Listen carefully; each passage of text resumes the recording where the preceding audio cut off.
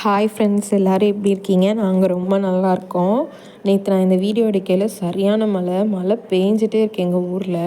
ஓயாமல் இப்படி தான் மழை பேஞ்சிட்டே இருக்குது. உங்கள் ஊரில் கிளைமேட் எப்படி இருக்குன்னு சொல்லுங்கள். என்னோடய ஊர் எதுன்னு சொல்லி உங்களுக்கு தெரிஞ்சுக்கணுன்னா கீழே கமெண்ட் பண்ணுங்கள், நான் சொல்கிறேன். இப்போ நான் மட்டன் பிரியாணி இதுக்கு சூடாக செஞ்சு சாப்பிட்டா நல்லாயிருக்குன்னு சொல்லிட்டு ரெடி பண்ணிகிட்ருக்கேன். 100 கிராம் ஆயிலும் ஒரு 50 கிராமுக்கு நெய்யும் ஆட் பண்ணிவிட்டு 4 பல்லாரி, 2 பட்டை, 2 கிராம்பு சேர்த்தி அதில் அப்படியே வதக்கி விட்டுட்ருக்கேன். இப்போ கரண்ட் இல்லாதனால நான் அந்த இடிகள் வச்சு தான் இடித்து சேர்த்துருக்கேன். இடித்து செஞ்சாலும் நல்லா டேஸ்ட்டாக இருக்கும். 100 கிராம் சின்ன வெங்காயம், 100 கிராம் இஞ்சி பூண்டு பேஸ்ட்டும் தட்டி அதில் சேர்த்து அந்த எண்ணெயிலே நல்லா கிண்டி விடணும். நல்லா வதக்கிறதெல்லாம் டேஸ்ட்டே இருக்குது. இப்போ நான் கொத்தமல்லி புதினா அதில் ஆட் பண்ணியிருக்கேன். ஆட் பண்ணி அதையும் நல்லா வதக்கி விடணும். அதுக்கப்புறம் உப்பு இந்த டைம்லேயே சேர்த்திக்கலாம். அதுக்கப்புறம் நம்ம தக்காளி சேர்த்து வதக்கும்போது நல்லா வேகமாக நமக்கு வதக்கி வந்துடும். தக்காளி ஒரு 4 தக்காளி எடுத்திருக்கேன். இப்போ மசாலாவுக்கு 2 டேபிள் ஸ்பூன் மிளகாய்த்தூள், 2 டேபிள் ஸ்பூன் மல்லித்தூள், 2 டேபிள் ஸ்பூன் கரம் மசாலா. அரிசி இந்த உலக்கில் தான் நான் எடுத்திருக்கேன். இந்த உலக்கில் நான் 2 உலக்கு அரிசி எடுத்திருக்கேன். இப்போ பார்த்திங்கன்னா இந்த அளவுக்கு நல்லா அப்படியே வதங்கி வந்துடணும். பச்சை மிளகாவும் ஒன்று ஆட் பண்ணியிருக்கேன், அதை சொல்ல மறந்துட்டேன், இப்போ சொல்லிட்டேன்.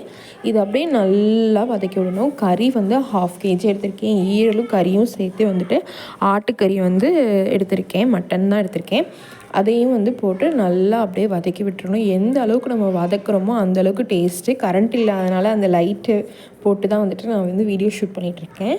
இப்போ தயிர் கறி போட்டதுக்கப்புறம் 3 டேபிள் ஸ்பூன் புளிக்காது கெட்டியான தயிர் 3 டேபிள் ஸ்பூன் சேர்த்திட்டு அதையும் அப்படியே நல்லா ஒரு பரட்டி விட்டுறணும்.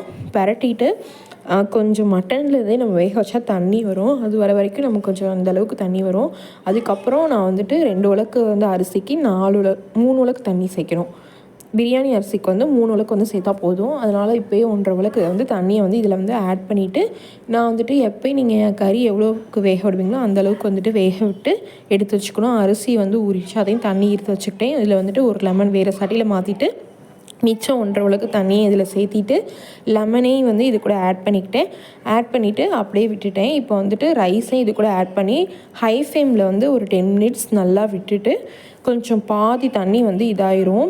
இந்த அளவுக்கு பாதி தண்ணி இதாயிரும். அதுக்கப்புறம் லோ ஃப்ளேமில் வச்சு ஒரு 10 மினிட்ஸ் வச்சிங்கன்னா சூப்பரான தம் பிரியாணி, சீரக சம்பா பிரியாணி, மட்டன் பிரியாணி ரெடி ஆகிடும். கண்டிப்பாக ட்ரை பண்ணி பாருங்கள். அதுக்கு முன்னாடி நம்ம சேனலில் சப்ஸ்கிரைப் பண்ணாதவங்க சப்ஸ்கிரைப் பண்ணிக்கோங்க. இந்த வீடியோ பிடிச்சிருந்தா லைக் பண்ணுங்கள், ஷேர் பண்ணுங்கள், மறக்காமல் சப்ஸ்கிரைப் பண்ணிக்கோங்க.